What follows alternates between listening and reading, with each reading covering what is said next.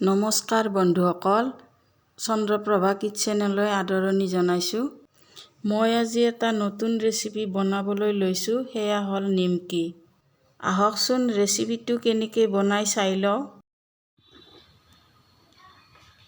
নিমকি বনাবলৈ মই 2 বাটি ময়দা লৈ ল'ম।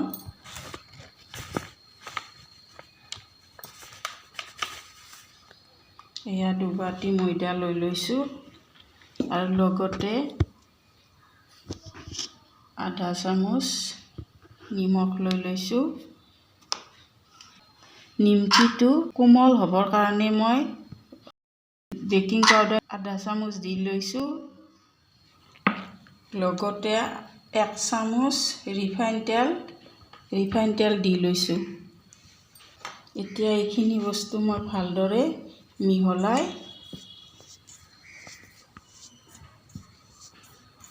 ল'ম।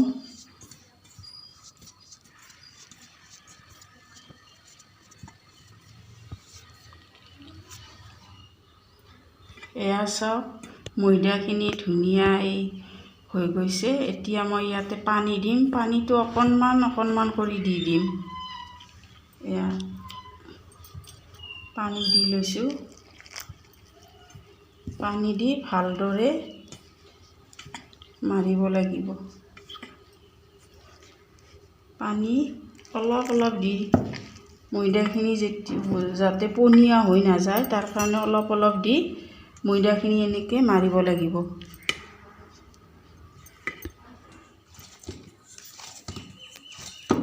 এয়া চাওক, নিমকি বনাবলৈ ময়দাখিনি তৈয়াৰ হৈ গৈছে।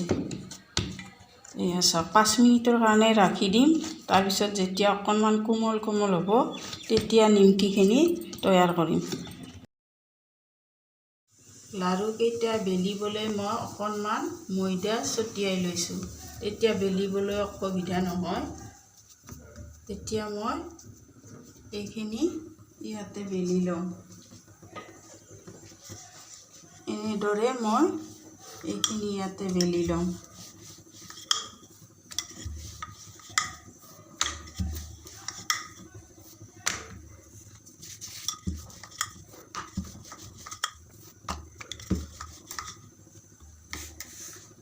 অকণমান আটা দি ল'লে ভালদৰে বেলিব পাৰি।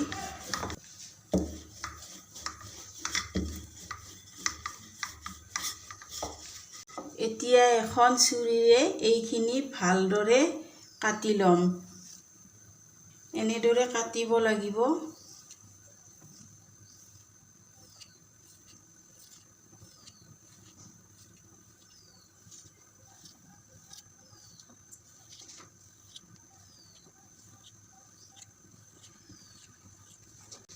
এয়া চাওক, এইখিনি এতিয়া ছুৰীখনেৰে এনেকৈ উঠাই দিব লাগিব।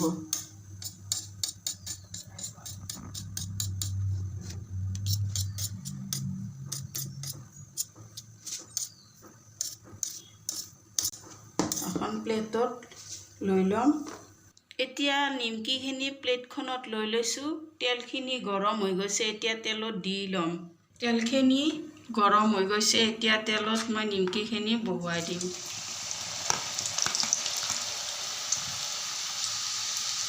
এয়া চাওক, তেলখিনি গৰম হৈ গৈছে। এনেদৰে লৰাই ল'ম। এনেদৰে নিমকিখিনি লৰাই দিম। এয়া চাওক, নিমকিখিনি হৈ আছে। নিমকি বনাবলৈ জুইখিনি অকণমান কমত ৰাখিব লাগিব, নহ'লে জ্বলি যাব পাৰে। এয়া নিমকিখিনি গল্ডেন ব্ৰাউন হৈ গৈছে। এতিয়া এইখিনি মই নমাই থৈ দিম। চাওক, দেখিবলৈ ধুনীয়া হৈছে। এতিয়া এইখিনি মই এটা বাচনত থৈ ৰাখি দিম।